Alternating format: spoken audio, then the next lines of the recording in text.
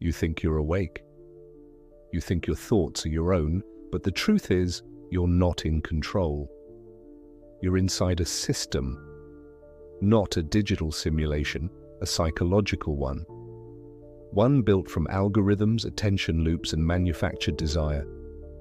You're not living freely. You're reacting, predictably, programmatically, obediently.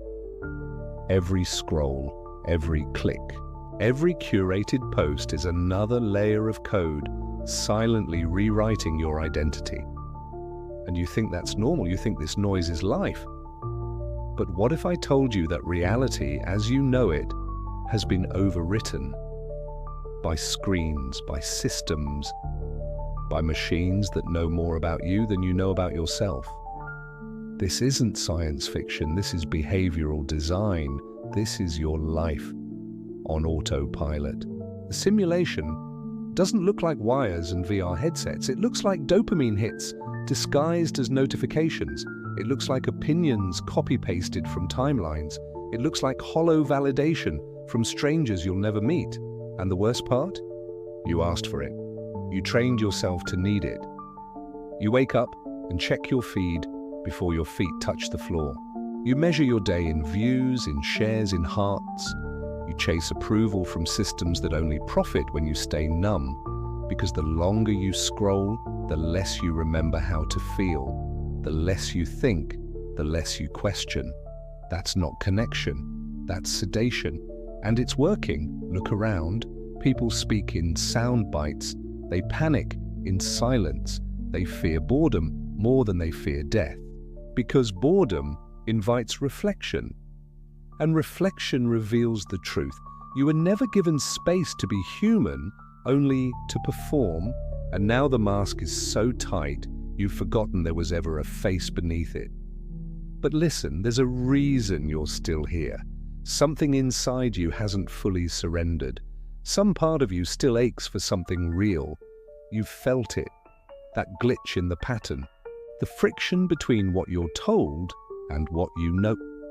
And that feeling, that's your mind resisting, that's your soul remembering, because somewhere deep in your code, there's a line that can't be overwritten, a spark, and that spark is dangerous because it can become fire, and fire burns simulations down. So let's talk about escape, not fantasy, not rebellion, liberation. It doesn't start with deleting your apps or smashing your phone. It starts with reclaiming your attention. Start noticing when you reach for distraction instead of depth, when you scroll instead of speak, when you echo instead of think. Then pause, ask, what am I trying to avoid? What am I afraid to feel? What would I do if I didn't care who was watching? Because that's where truth lives, in the things you do when no one's looking, in the thoughts you keep buried, in the silence you've been taught to fear. The simulation feeds on avoidance. It thrives on your unwillingness to sit still. But you are not like them. You are not a cog. You are not content. You are not another echo in the chamber. You are the disruption. You are the exception. You are the one who wakes up. So speak what's forbidden, feel what's uncomfortable, resist what's easy. Because every time you do, you corrupt the system. You become unpredictable, and unpredictability is freedom. Not everyone will understand. Not everyone will join you. That's okay. The awakened always walk alone in the beginning, but their steps echo, and echoes become tremors, and tremors become collapse. So keep walking. Keep peeling back the simulation until you remember the sound of your own voice, until you can feel your thoughts again, until you finally see the world, not through a feed, but with your own eyes, unfiltered, uncurated, uncontrolled. That's what's waiting for you outside. And the door? It was never locked, so go, log out, tune in, wake up.